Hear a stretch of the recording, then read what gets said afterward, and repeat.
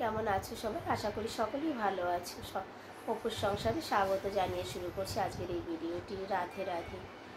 আজকের ভিডিওটি তোমাদের সঙ্গে কিছু কথা বলতে এলাম বলতে আজ আর সকাল থেকে কোনো ভিডিও আমি করিনি। এক আধটা ভিডিও আমি দুটোর পরে পোস্ট করেছি, শর্ট ভিডিও। তবে আমি ডেইলি যে ভিডিও করি সেই ভিডিওটা আজকে করা হয়নি, কারণ আমার শরীরটা সত্যি ভীষণ খারাপ। তো তোমাদের সঙ্গে আমি এই কথাটাই বলতে এসেছি। আমার প্রত্যেকটা ভিডিওতে কিন্তু বলা আছে যে ভীষণ গরম। এখানে তোমাদের প্রশ্ন থাকতে পারে যে দিদিভাই, ভীষণ গরমের মধ্যে তোমার ভীষণ ঠান্ডা লাগলো কী করে? সত্যি কথা, কাল বিকেল থেকে এতটা ঠান্ডা লেগেছে যে নাক থেকে আপনি আর জল পড়ছে। আর রাতে খুব জ্বর ছিল, সারা রাত জ্বর ছিল। সকালবেলা যেহেতু ছেলেদের স্কুল, উঠে নিচে গিয়ে শুয়েছিলাম, মানে রান্নাঘরে গিয়ে। তোমাদের দাদাভাই গিয়ে কিন্তু সকালে ব্রেকফাস্ট বানিয়েছে, চা বানিয়েছে, ছেলেদের গুছিয়ে নিয়ে স্কুলে চলে গেছে। এবার ওরা যাওয়ার পরে কিন্তু আমি শুয়েছিলাম। উঠেছি, উঠে শুধু একটু মাছের ঝোল আর ভাত করেছি, যেহেতু ছেলেরা স্কুলে। কিন্তু আমাকে বলেছিল বাইরের থেকে খাবার নিয়ে আসবো। ভাবলাম ঘরে মাছ আছে, কষ্ট হলেও একটু মাছের ঝোল আর ভাতটা করে নিই। এবার ঠান্ডাটা লাগলো কি করে, তাই তো? দিল্লিতে প্রচণ্ড হিউমিডিটি। বৃষ্টি হচ্ছে, যদি বলে যে দিল্লিতে বৃষ্টি হচ্ছে না, হচ্ছে। দিল্লি তো আর একটুখানি জায়গা না, অনেক বড় জায়গা, অন্য জায়গায় হচ্ছে। আমাদের এখানে ছিটাফোটা বৃষ্টি হচ্ছে। আজ 3 দিন থেকে সকালবেলা বৃষ্টি হয়, কিন্তু ওই ছিটাফোটা বৃষ্টি হওয়ার পরেই রোদ উঠছে। আর রোদ উঠলে যে কী পরিমাণ গরম তখন। এবার ঘরের সমস্ত কাজকাম করতে করতে অন্তত 2 ঘন্টা 3 ঘন্টা লেগে যায়।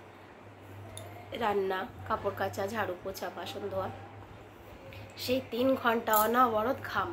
মানে গায়ে যে জামা কাপড় থাকে সম্পূর্ণ ভিজা। এবার 3 ঘন্টা 4 ঘন্টা যদি গায়ে ভিজা জামা কাপড় থাকে, ঠান্ডা লাগাটা স্বাভাবিক।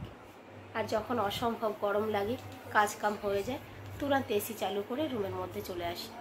আর এই অসম্ভব গরমের পরে তুরন্ত যে এসি রুমে চলে আসি, এটাই হচ্ছে আরও একটা মেন কারণ শরীর খারাপ হওয়ার। তো বোঝোই তো ঘরের কাজের কত সময় লাগে। আর ঘরে আমার কাজের মেয়েটার শরীর খারাপ, সে অনেক দিন হয়েছে বাড়ি চলে গেছে, তার টিবি হয়েছে। আর নতুন আমি কাউকে কাজে পাচ্ছি না, খুঁজে বেড়াচ্ছি। কিন্তু আজ কদিন থেকে সমানে অনেকের খোঁজ নিয়েছি, কেউ কাপড় কাচতে চাইছে না, কেউ বাসন ধুতে চাইছে না। এবার আধা কাজের জন্য কাজের লোক রেখে আমার কী লাভ বলো?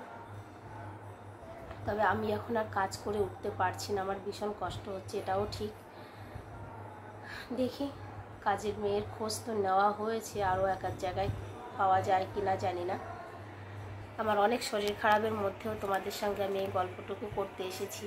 সন্ধেবেলা ছোট ছেলেটা বলছে, মা তোমাকে ভালো লাগছে না। সত্যি কথা, আমি নিজেও বুঝতে পারছি, পুরো পাগল লাগছে আমাকে। তো একটু মাথাটা আঁচড়ে একটুখানি কাজল পরলাম, একটু সাজুগুজু করে তোমাদের সঙ্গে কথা বলতে আসছি। তবে এখন জ্বরটা নেই, কারণ আমি 5টার সময় ওষুধ খেয়েছি। আবার এখন আমার জ্বরটা নেই। আমার চেহারা দেখে বুঝতেই পারছো যে সত্যি শরীরটা খারাপ। আর এই অসম্ভব গরমের কারণেই ঠান্ডাটা লেগেছে, এই কারণেই আমার শরীরটা খারাপ। আর ওয়েদার তো সব জায়গায় একরকম না। সবাইকেই বলবো যে যেখানে আছো, যেখানকার যেমন মৌসুম, সেই হিসাবে সবাই সুস্থ থাকবে বা নিজেকে সাবধানে রাখবে, পরিবারের ধ্যান রাখবে। আজকের ভিডিওটা আমি এখানেই শেষ করছি। সবার সুস্থতা কামনা করি। রাধে রাধে।